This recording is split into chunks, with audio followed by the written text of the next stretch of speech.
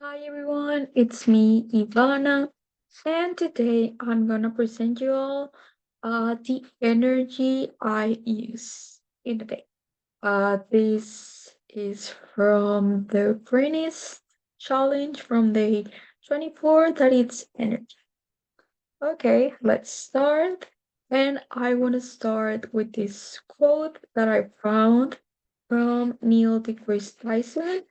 And he says, if aliens did visit us, I will be embarrassed to tell them we still dig up fossil fuels from the ground as a source of energy. And yeah, let's start with the challenge, which is to identify the energy I use in a day.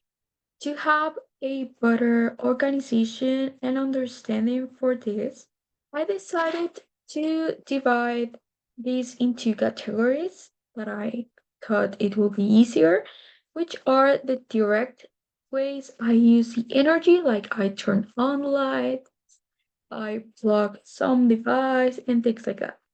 And the indirect way, I want to take it like I went to the store and the lights were on, the AC was on, I went to school and things like that. Okay.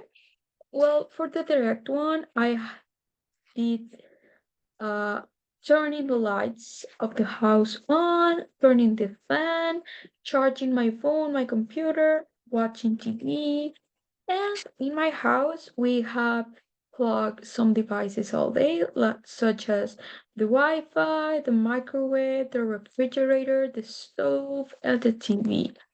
These are the ones that I did identify, but I don't know if my roommates have more, if like my neighbors too.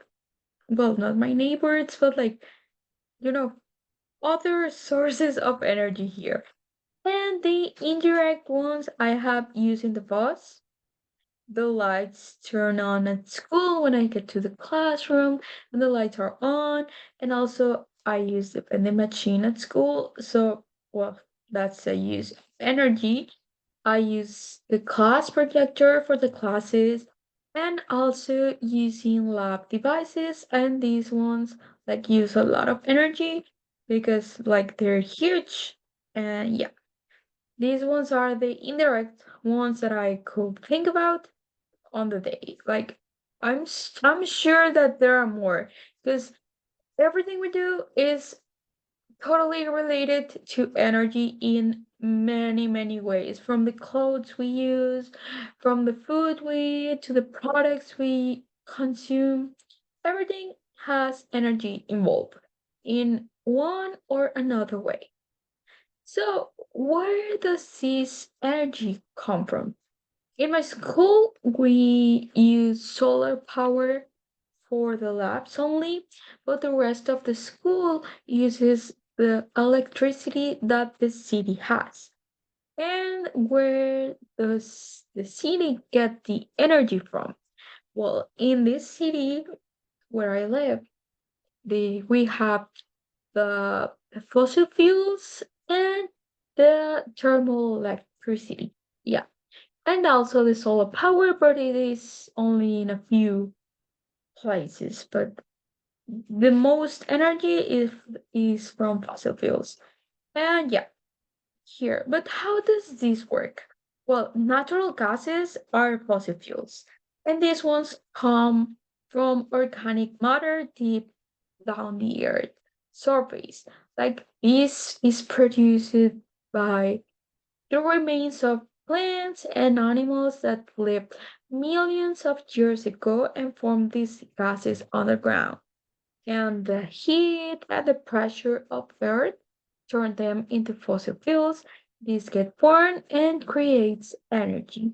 But this has a lot of consequences for our planet. It creates a lot of more gases that increase the damage on the atmosphere and creates a lot of pollution. And it also damages the people who works in here because it's really dangerous for health. And well, yeah, the warmth of the earth, like the species who live around, It's such a problematic thing and way to get energy.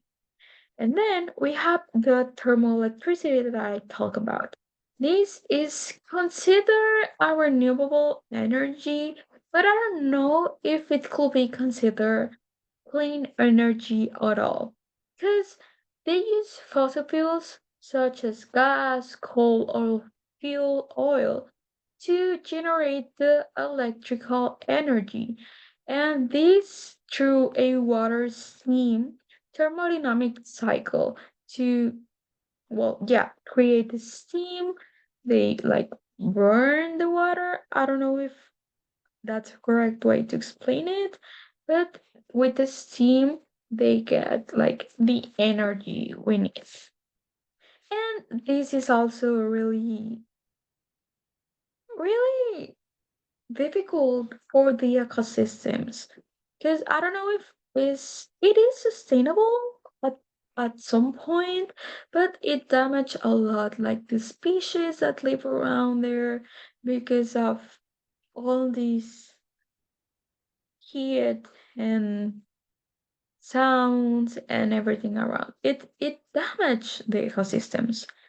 And then we have the solar electricity, which works by using a lot of mirrors that absorb the sun rays and reach temperatures up to 1000 degrees.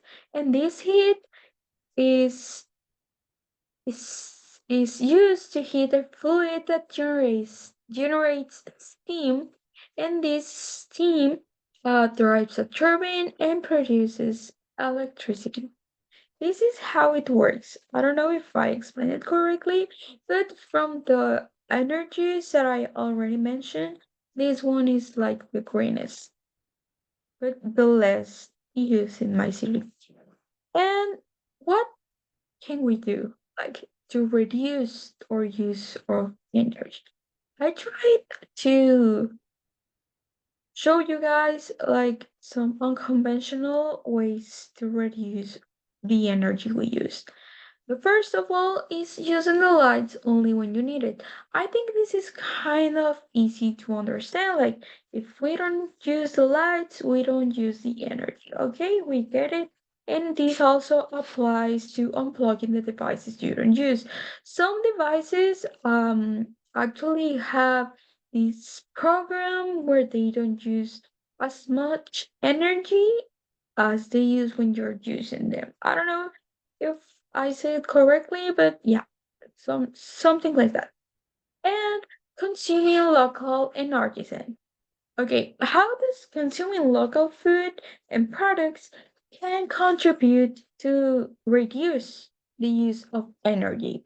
Well, every product we consume when we go to the supermarket and buy any conventional product like, I don't know, some cookies, some shampoo, some, I don't know, some shirt, I don't know, any product has its own process of fabrication, from extraction, from production, from, transportation, everything.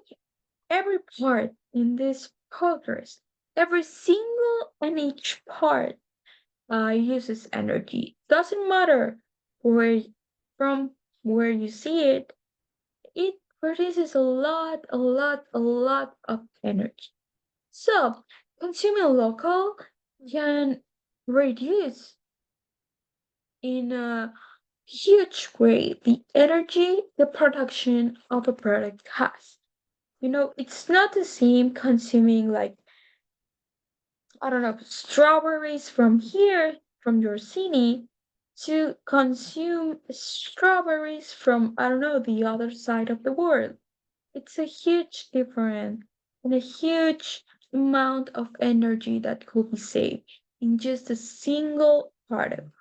And the next one and the last one is one that is really common here in Mexico to save money, mostly more money than energy.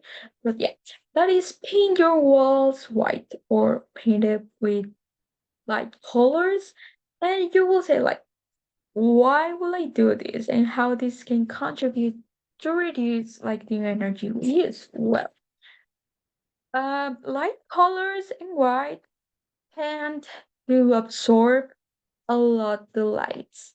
And if you paint your house white, your rooms and your living rooms will always be bright because like the sun enters and it looks brighter. You don't have to turn on the lights.